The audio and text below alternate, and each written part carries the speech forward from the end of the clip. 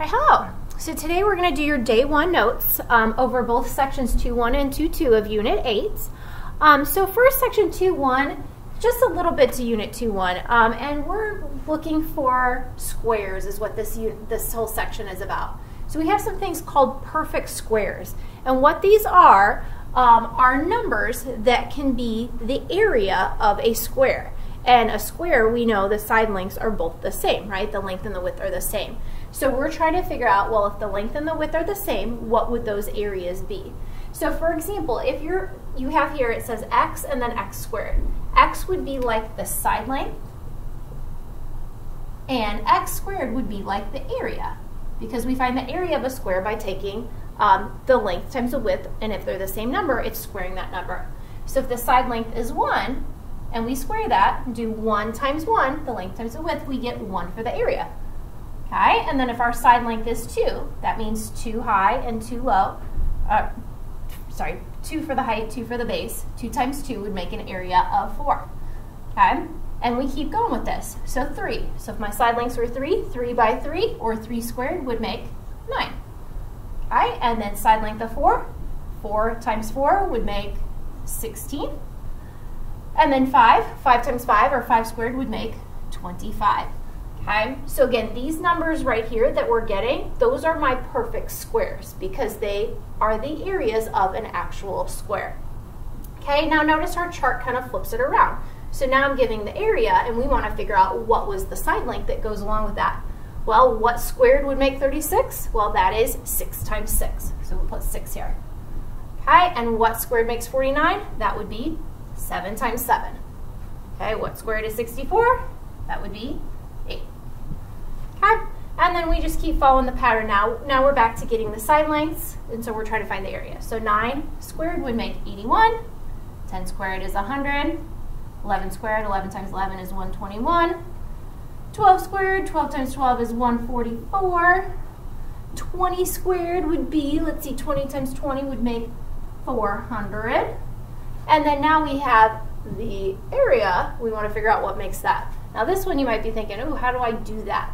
Well, that's what we're going to talk about, square roots back here. But if you just take off those zeros and think about the 25, what times what is 25? Well, that would be 5. And then to get the zeros on there, we would need to have one of them, because 50 times 50, 5 times 5 is the 25, and then the 2 zeros from the 50 and the 50 makes the 2500. And you could check that in your calculator by doing 50 times 50 and see that that works out. All right, so these numbers right here are our perfect squares, and we're talking about this row. So I'm going to circle these. Okay, these are our perfect squares. Okay, so perfect squares are numbers that come from squaring a number, and they would represent the area of a square of some sort. Okay, now obviously we skipped from 12 to 20 to 50. There are obviously other perfect squares in there, but this is just a sample. These first 12, 1 through 12, are numbers that really you should be familiar with. When you see them, you should be able to know that, oh, that's a number times itself. That's 7 times 7. They're ones that you're going to need to be aware of in many other math stuff that you're going to do. All right, so those are perfect squares. Now, interrelated with this is a subject called square roots. Okay, the square root, it says if a equals s squared, a is kind of like the area, s squared is taking the side squared, so this squared makes this area. Then it says s is the square root of a. So if you take your perfect squares and you take their square root, it will give you the side length, and that's how we find square root. So for example, -3 and 3 are square roots of 9, and that's because 3 times 3 is 9, and -3 times -3 is also 9. Okay, so when you take the square root of a number, there are 2 answers, because the 2 positives make that answer, and the 2 negatives make that answer, as long as you're taking the square root of a positive number, of course.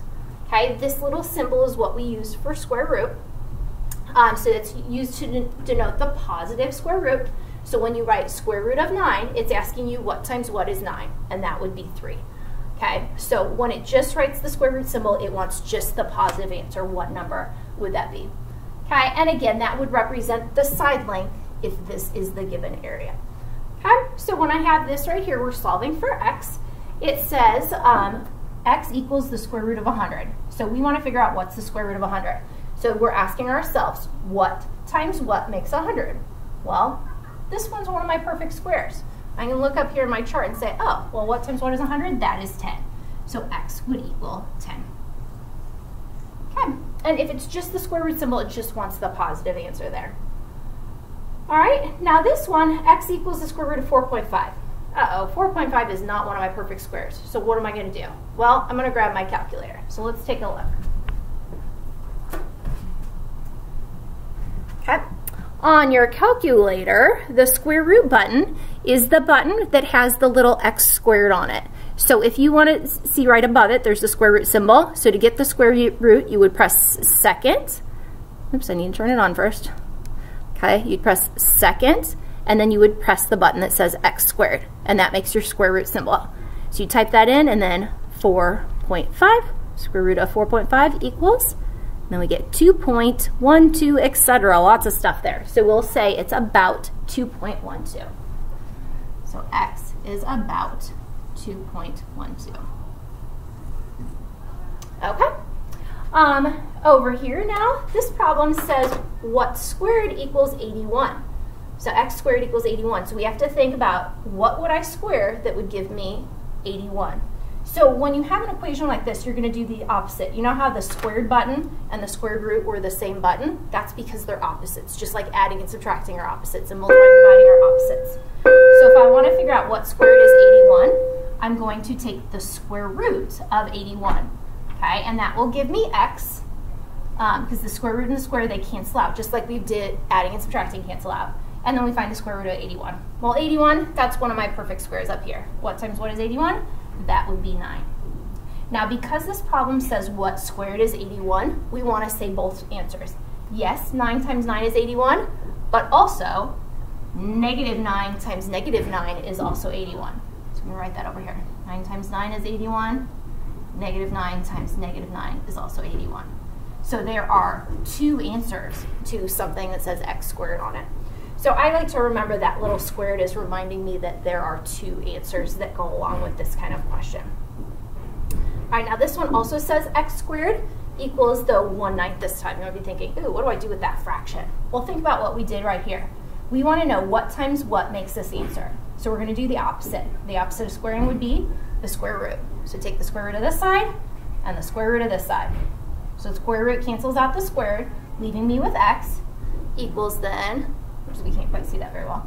So x equals then, well, the square root of 1/9, that looks kind of weird. But look what we can do. We can break it up into square root of 1 and square root of 9. We can just take the square root of each thing. And those are both perfect squares. The square root of 1 would be 1, and the square root of, oops, where is it? Square root of 9 would be 3. So my answer would be 1/3. And if I did 1/3 times 1/3, that would make 1/9. Now, oops, I just boxed it and I just realized I forgot something. Remember, there's a little squared, so there are two answers. So we would want to say x equals 1/3 and negative 1/3. So those are your two answers. Okay, again, because 1/3 times 1/3 is 1/9, and negative 1/3 times negative 1/3 is also 1/9.